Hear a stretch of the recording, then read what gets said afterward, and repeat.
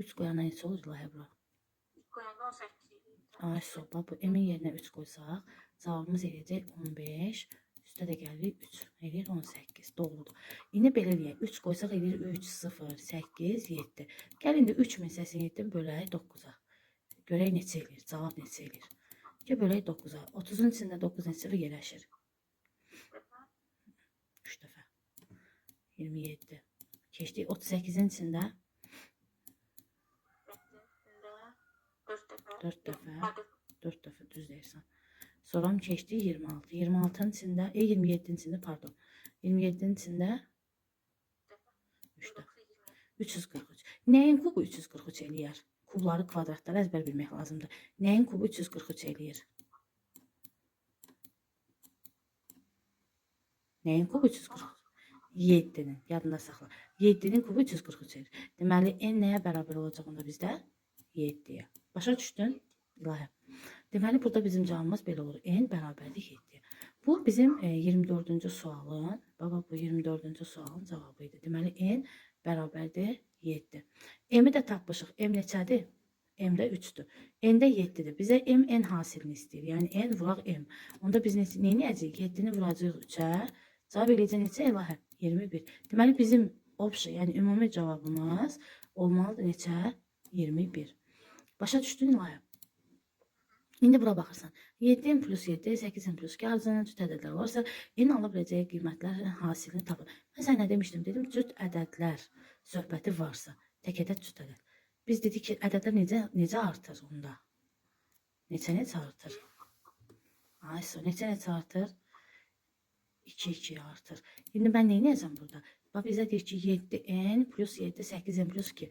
7n plus 7, bir də verib 8n plus 2. Bu deməkdir ki, hər iki halda, İlahi, hər iki halda deyir, n-in ala biləcəyi qiyməti cüt ədəd olsun. Baba, bizə deyir ki, ardıcıl cüt ədədlər və n-in ala biləcəyi qiymətlərin hasilini tapın. Ala biləcəyi qiymət deyəndə, ümumiyyətlə cüt ədədlər demişik, 2 artır, düzdür? Məsəl üçün, bax, 4, sonra 6, sonra 8. Gəlin fikirləş görüm, neçə artdı? 2. Deməli, mən 6-dan 4 çıxsam 2 qalar, 8-dən 6 çıxsam 2 qalar. Deməli, bunların hər zaman fərqi mənə neçə verəcək?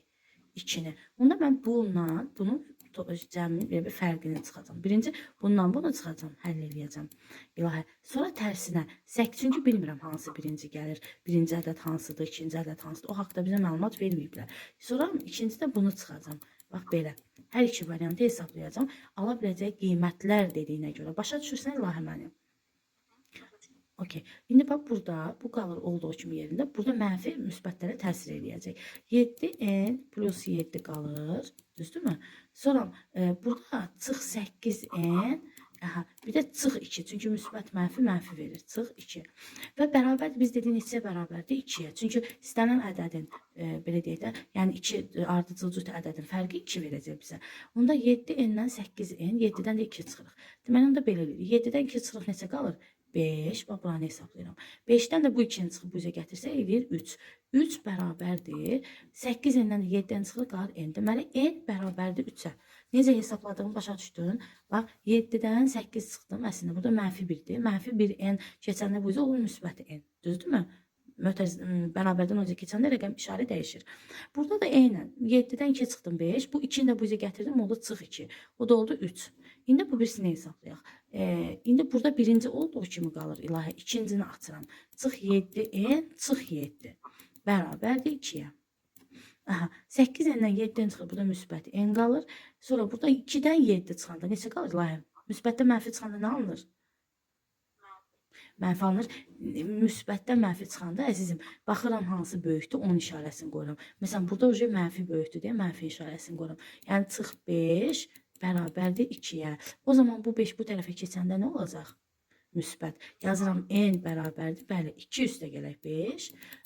O da bərabərdir əzizim. Neçə? 7. Bizdən də soruşurdu qaydaq. Deyir ki, ala biləcək qiymətlərin hasilini tapın. Tapdıqda 3, bir də 7. 7-ni vururuq 3-ə. Cavab elə neçə? 21. Başa düşdün İlahi indi necə elədiyimi? İndi bu 26-nı özün eləyəcəksən. Eyni şeydir, bax, eyni şeydir. Elə görün nətər eləyirik. Sən de, mən yazım. İndi bilirəm ki, səndə yazma şey yoxdur, deq orada. Yaza bilmirsən.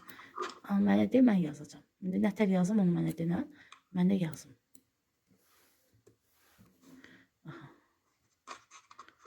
Deməli, misalımız budur. 4n plus 10 və 5n plus 7 ardıcıl cüt ədədlər olsa, n-in ala biləcəyi qiymətlərin cəmini tapın. İndi bu necə işləyəcək? 4n plus 10. Aha, 4n plus 10. Aha. Mərkəzi daxilində yazmalıydı.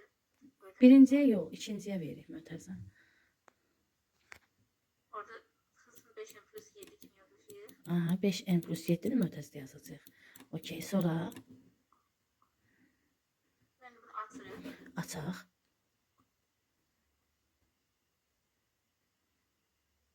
Aç görün Laya.